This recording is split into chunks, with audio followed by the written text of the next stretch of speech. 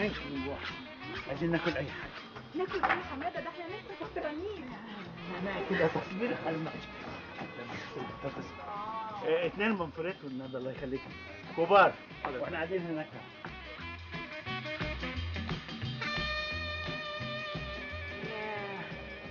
انا كنت محتاجه الاجازه دي يا حماده. بعدنا بقى عن الشغل وعن المشاكل وعن وجع الدماغ. انا كمان مبسوط قوي يا ناس. لو عايزانا نمد والله نمد.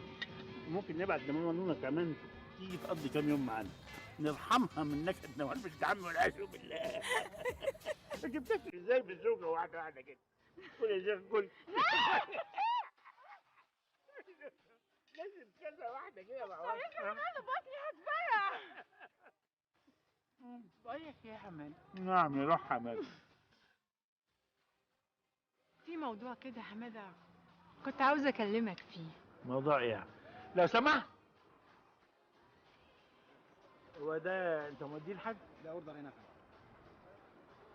طب هات لنا اتنين بس كينج سايز. شكرا يا حماد. انت كده مش هتعرف تتغدى. احنا فين والغدا فين؟ قولي لي ايه بس الموضوع؟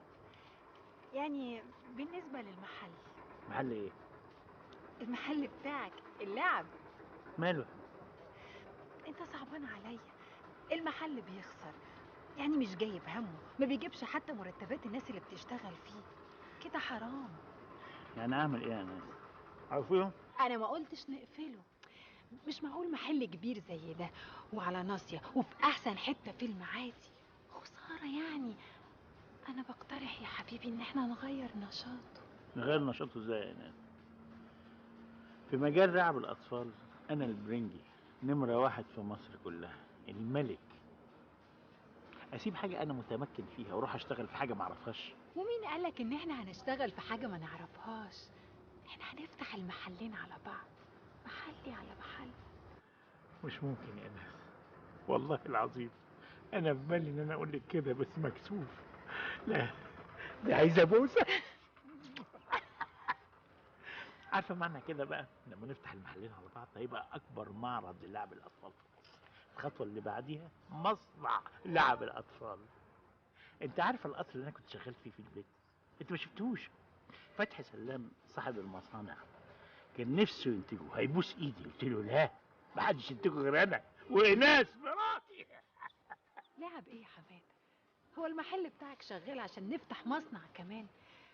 انا عاوزه نعمل بيوتي سنتر كبير. بيوتي سنتر ايه يعني؟ عايزاني على اخر الزمن اشتغل كوافير؟ وماله الكوافير بقى يا حماده؟ اجدع ناس، وفي احلى في الدنيا من الكوافيرات. يا حبيبتي انا مش قصدي والله، انا قصدي التعامل مع الستات يخنق، يجيب صداع. مفيش احلى في الدنيا من التعامل مع الاطفال. انت بتضحك يا حماده؟ ارحم فيا. معلش انفخ لك عين. يا بقى سيبني بقى. استنى انا هشوف الولد. انت يا ولد انت ايه؟ انت فاكر نفسك مارادونا؟ Sorry. انت هتعوض خالص. What? You speak English? Yes. Where do you come from? United States of America. American. What's your name? Richard. Richard كلب الأسد. I am Hamada. Welcome in Egypt. Remember, Egyptian Hamada الجامد قوي. ده هو الولد ده أصله رمى الكرة علينا، أنا كنت برجعها له. في حاجة؟ لا ولا حاجة. ريتشارد ده أصله خبط الكرة في عين المدام. معلش احنا اسفين. لا نيفر مايند. Sorry, Hamada. نيفر مايند ريتشارد. باي. Bye. انت عارف الولد ده ابن مين؟ مين؟ ابن اهم عضو في الكونكورس الامريكي.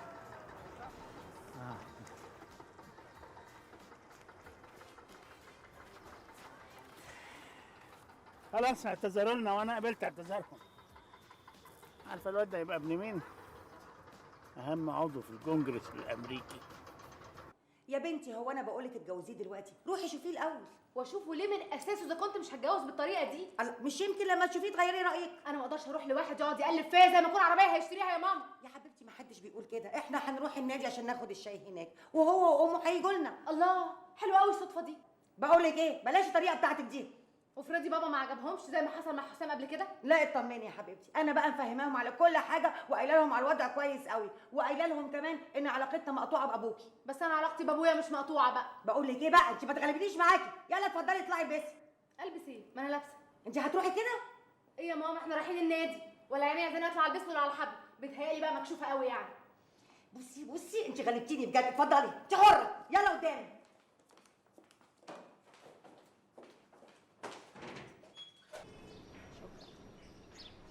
تعرفي حضرتك يوم ما داليا اشتغلت العيله كلها وقفت على رجلها. طبعا يعني كان عيب قوي انها تشتغل، بعد كده قلنا يلا خليها تشتغل، اهي بتسلي روحها بدل قعدتها في البيت. الست فعلا مكانها البيت، هو ده مملكتها. ولا ايه رايك يا داليا؟ اه فعلا. شفت فيلم مليون سنه قبل الميلاد؟ لا ماله؟ كانت الست زمان تقعد في الكوخ تولد وترضع، ويخرج الراجل بقى للغابه يصارع بقى الوحوش والديناصورات وبتاع، ويرجع بقى يجيب لها غزاله ولا جاموسه شايلها لها على كتفه ورميها لها في نص الكوخ. تقعد بقى هي تطبخ ويتغدى بقى هو والقبيله بتاعته. ما هو زمان الراجل ما كانش بيتجوز ست واحده، كان بيتجوز قبيله. مش معقول يا داليا، مش يعني بهاء مش واخد على هي طول عمرها كده تحب تهزر وتنكد، مش معقول. وانت عامل ايه بقى في شغلك يا بهاء؟ الحمد لله كويس. قول لي بقى هما كام بنزينه اللي عندك؟ 12 بنزيمه. ايوه يا عم، قاعد انت دلوقتي والعداد عمال يعد. ها كل عربيه تخش تمون انت كمان تمون. اوعى تفتكر اني بقر عليك ولا حاجه يا بهاء، لا والله لا والله، ده انا عيني بارده صدق.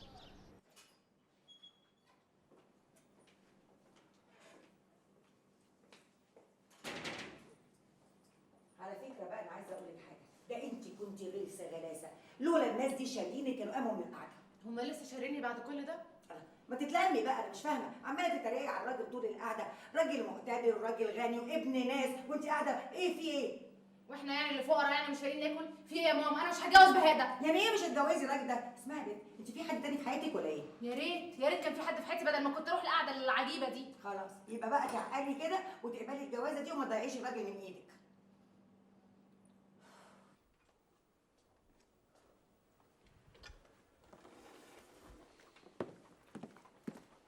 مساء الخير.